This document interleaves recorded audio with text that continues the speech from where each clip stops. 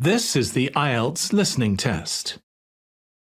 You will hear a number of different recordings and you will have to answer questions on what you hear. There will be time for you to read the instructions and questions, and you will have a chance to check your work. All the recordings will be played once only. The test is in 4 parts. At the end of the test, you will be given 10 minutes to transfer your answers to the answer sheet. Now turn to Part 1.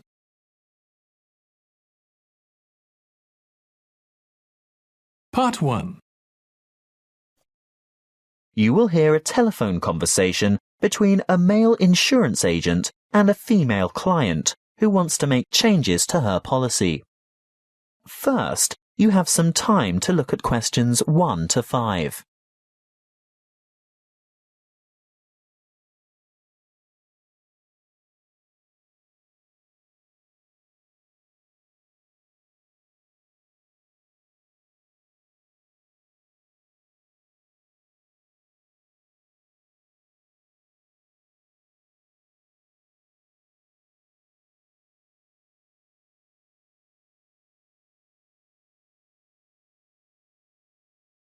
Now we shall begin.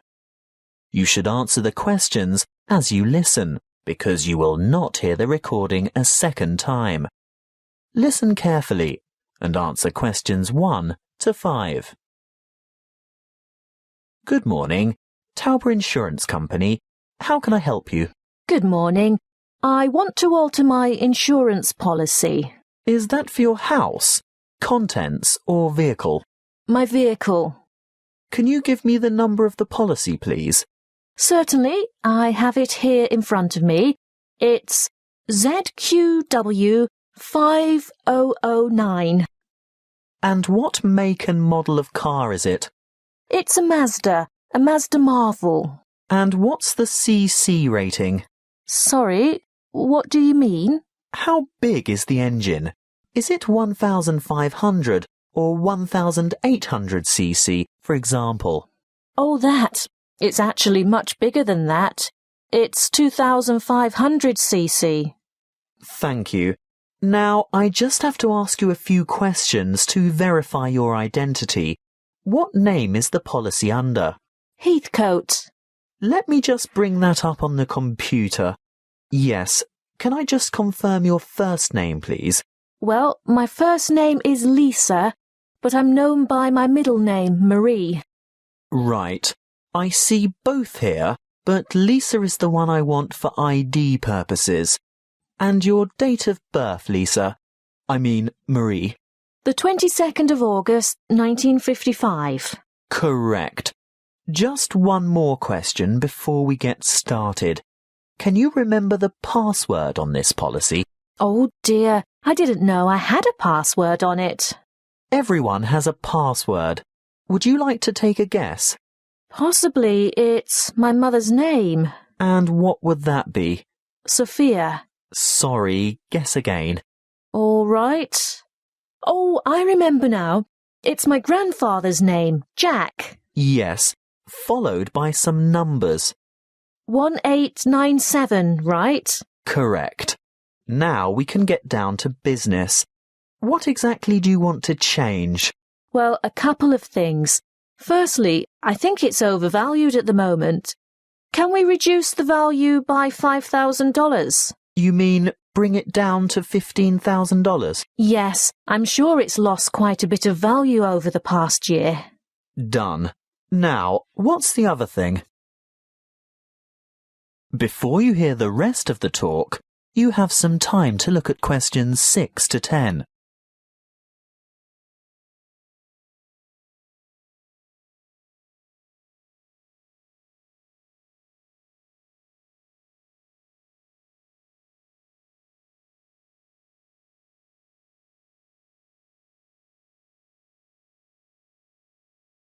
Now listen and answer questions 6 to 10. Well, I want to add the name of another driver to my insurance policy. Who is it? His name is Samuel Michaels. He doesn't have the same family name as you. No, he doesn't. Is that a problem? No, it shouldn't be, as long as he's over the age of 25. But we find it easier to get approval for family members. Oh, he is family. He's married to my daughter. He's my son-in-law. And he's 28, in fact. Good. And what would he be using the car for? Would it be business or social purposes? Not really. You see, I've injured my right arm and I'm having difficulty driving. It's not an automatic. I have to use the gear stick. And Sam, that is Samuel, offered to drive me to my appointments and so on. He's a good driver and I feel safe with him, but I'd like to know that the car is still insured with him behind the wheel. So that would be family reasons then? Yes, I think so. Will my premium go up? No, as long as you can provide us with a photocopy of his driver's license. A true copy. You know what I mean. You'll have to get someone from the Department of Transport to sign it, saying that he's seen the original document. I think we can manage that without any difficulty. Oh, and while he's at the department, he should ask them for a record of any driving offences, demerit points, that kind of thing.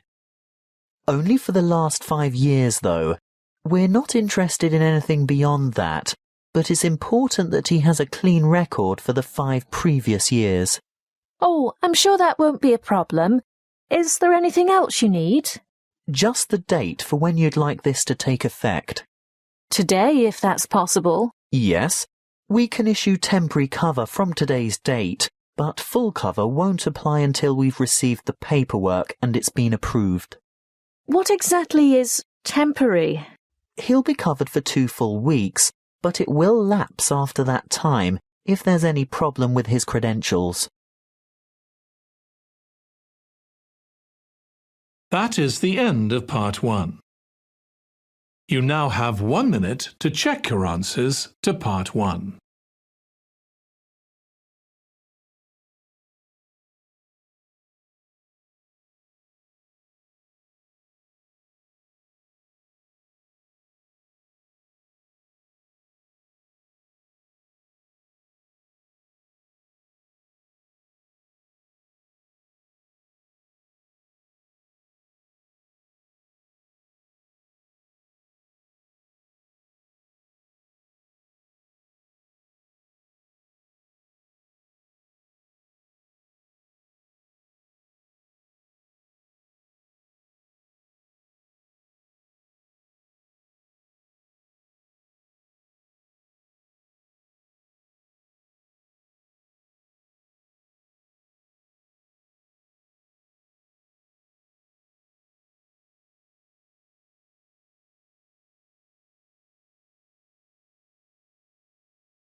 Part 2. You will hear a counsellor from Health Services talking about confidence and goal setting. First, you have some time to look at questions 11 to 16.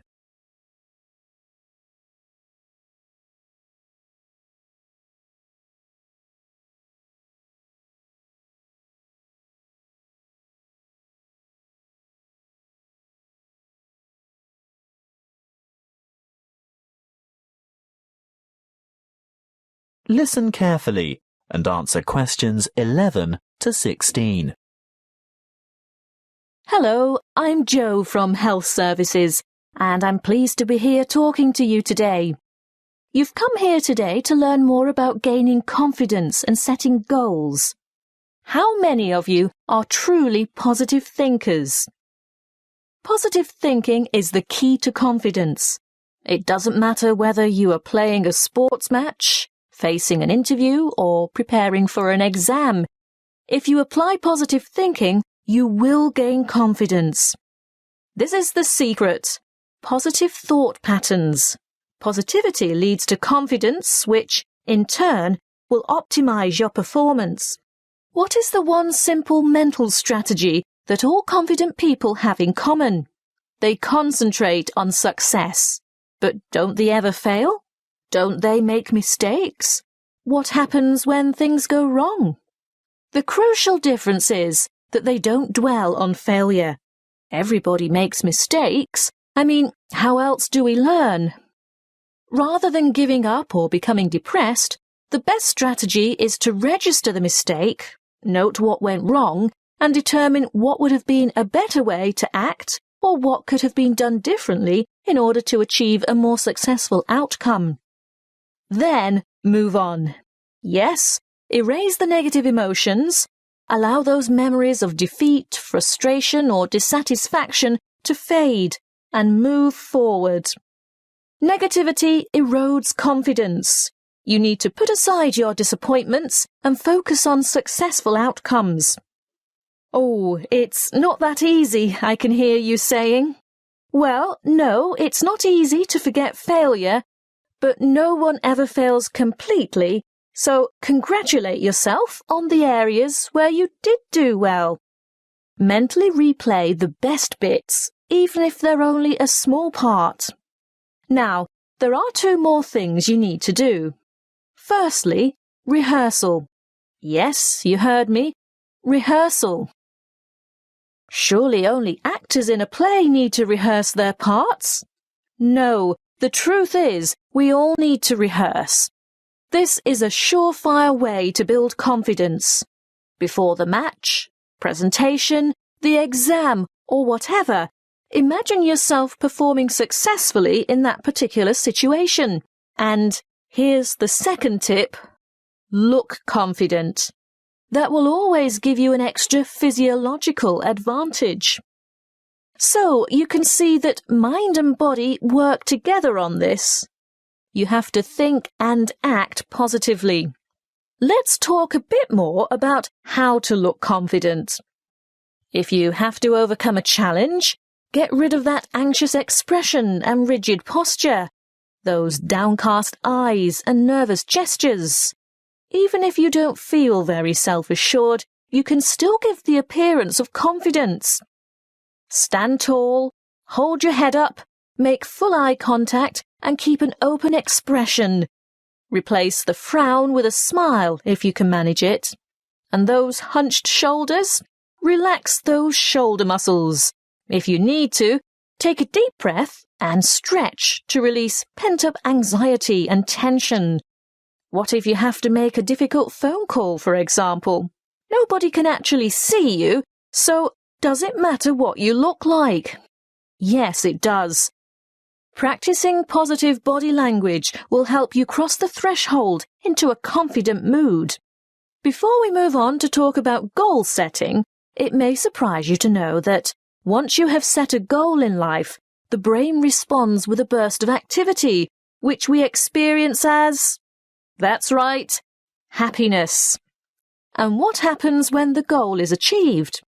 Yes, there is another burst of activity and another feeling of happiness.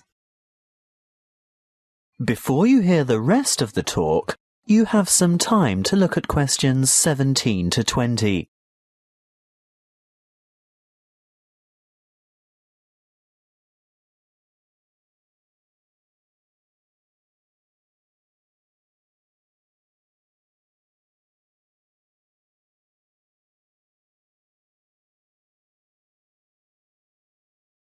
Now listen and answer questions 17 to 20.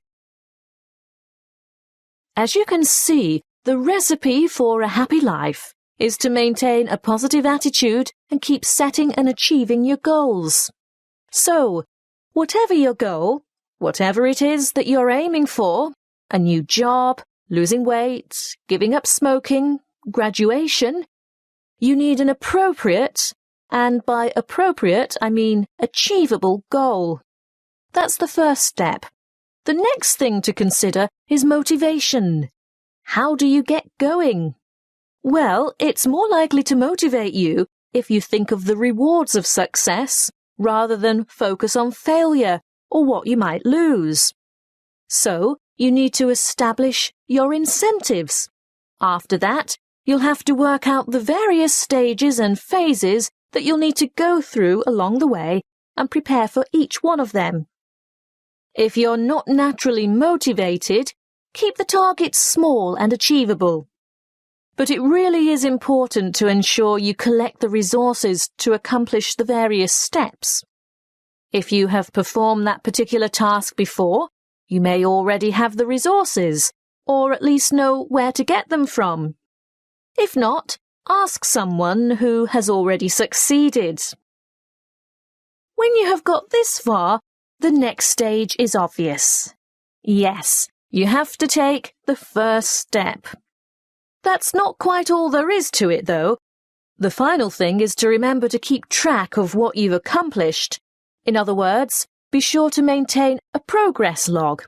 That way you can look back at your previous small successes and watch your progress along the way to achieving your goal. That is the end of Part 2. You now have 30 seconds to check your answers to Part 2.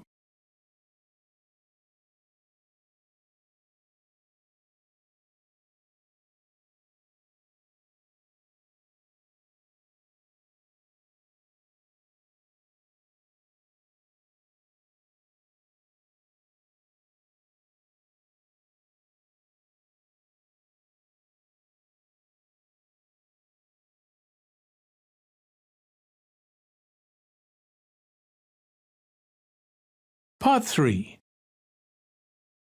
You will hear a conversation between two students and their professor, who is asking them to organise a panel discussion for an upcoming conference. First, you have some time to look at questions 21 to 23.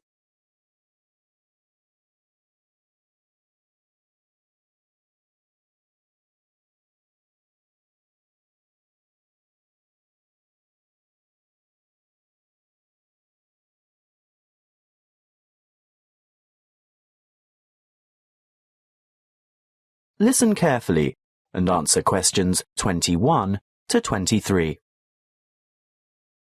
Come in and sit down, Louise, Stuart. I suppose you're wondering why I've asked you both to come here today. Well, we've heard rumours. Forget the rumours. I'll get straight down to business. You know that I'm organising a conference on 17th century English literature? Yes, but... Well, I've arranged for 3 keynote speakers, and I've invited 25 panellists so that we can have 5 panel discussions. And I want you two to organise one of the panel discussions. But we haven't done that before. Is it like a team presentation? No, the purpose is quite different. In a team presentation, the group presents agreed-upon views, as you have both done at the end of a group project. Yes. Well, in a panel discussion, the purpose is to put forward different views. We want to expose the audience to several different viewpoints at the same session. It can help the audience evaluate their own positions regarding specific issues, and if it's well conducted, it's usually more interesting than a single speaker forum. Before you hear the rest of the conversation, you have some time to look at questions 24 to 30.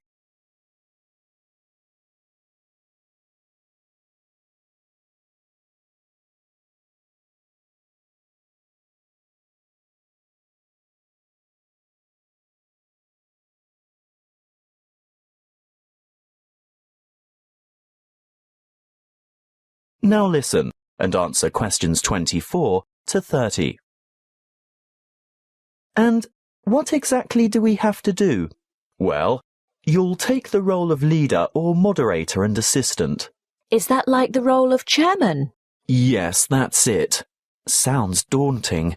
Not at all. I've already done a great deal of the preparation myself. Let me run through the procedure with you. I've singled out an issue that will entail quite some conflict of opinion. I've selected panellists who are well informed and will probably have contradictory points of view.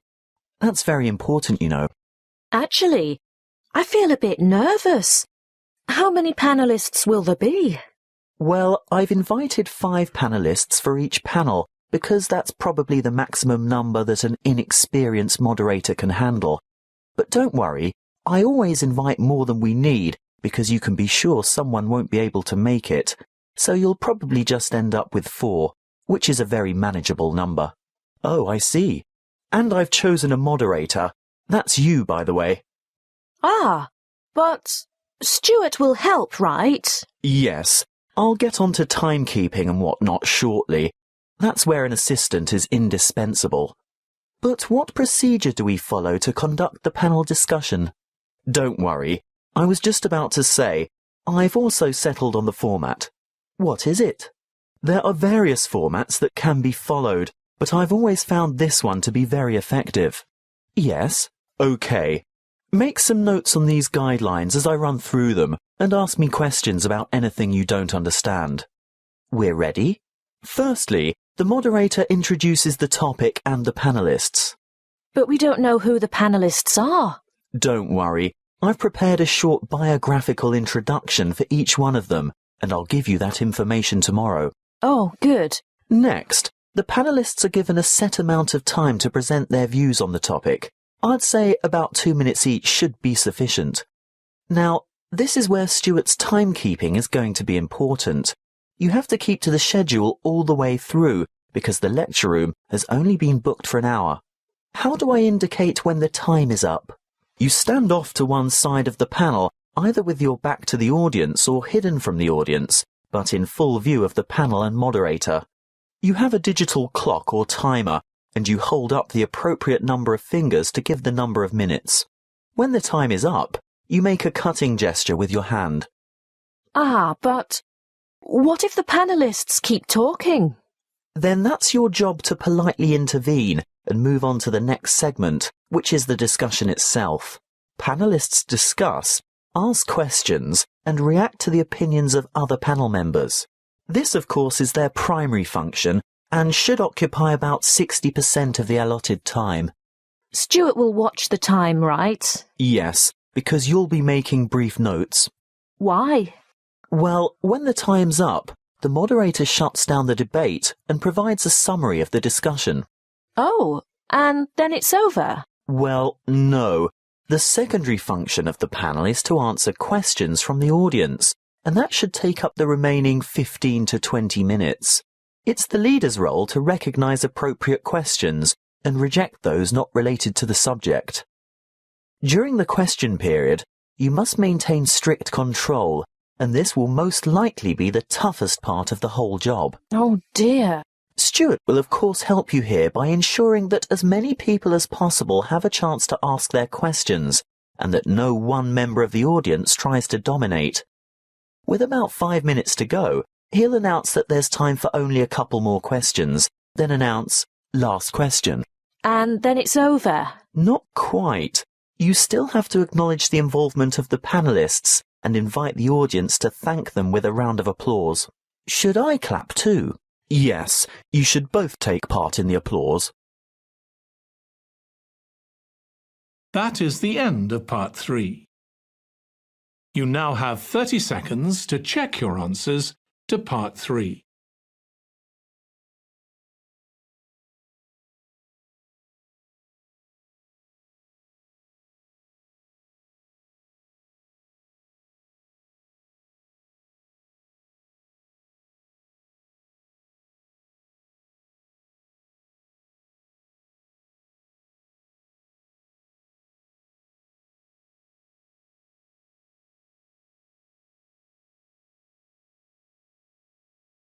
Part 4. You will hear a talk on hydroelectric power. First, you have some time to look at questions 31 to 40.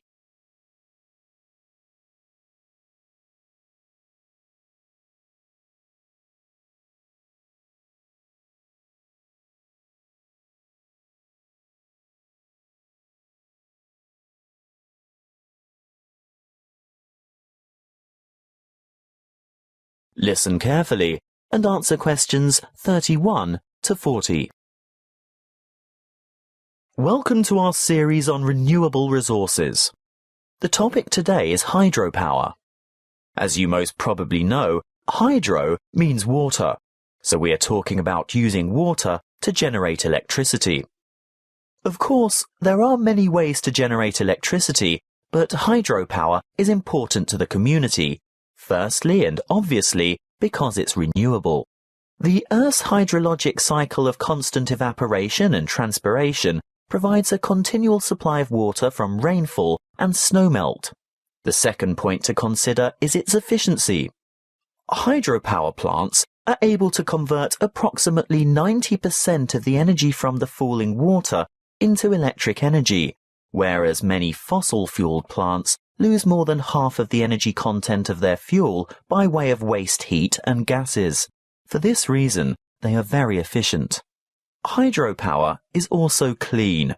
It doesn't emit harmful gases that contribute to air pollution, acid rain, and global warming. No trucks, trains, or pipelines are needed to bring fuel to the site, and there's no noise pollution either. Furthermore, hydropower plant machinery is fairly simple and runs at slow speeds, which makes it reliable and durable. And hydropower units are flexible also. They have the ability to start quickly and adjust rapidly to changes in demand for electricity, thus enabling them to meet peak loads. But this also allows them to serve as reserve capacity and bring more stability to the power system overall. The dams that provide hydroelectric power also have other uses, such as navigation, flood damage reduction, water supply, recreation, irrigation, and low-flow augmentation, but it's not the purpose of this talk to go into those details. How do the hydropower plants work? Well, a dam is built across a river, which captures water to form a reservoir and raises the water level to create head. Think of head as the vertical distance that the water falls as it passes through the dam. In other words, the difference in water level between the reservoir behind the dam and the river below. Water from the reservoir flows through an intake gate into a penstock. This is a kind of narrow channel which leads to the turbine below. The force of the water causes the turbine to rotate rapidly, which in turn drives the generator to spin and produce electricity. The electricity is carried the long distances from the powerhouse to substations on the outskirts of cities via power lines. Can you build a hydropower unit on any river? Well, no. Just having water in a river isn't enough. A good dam site must have enough stream flow as well as enough head. A fast-flowing river on the plains is probably not suitable because a dam couldn't be built high enough to provide the head needed for efficient production of electricity. On the other hand, dams in arid high country may have plenty of head but insufficient stream flow.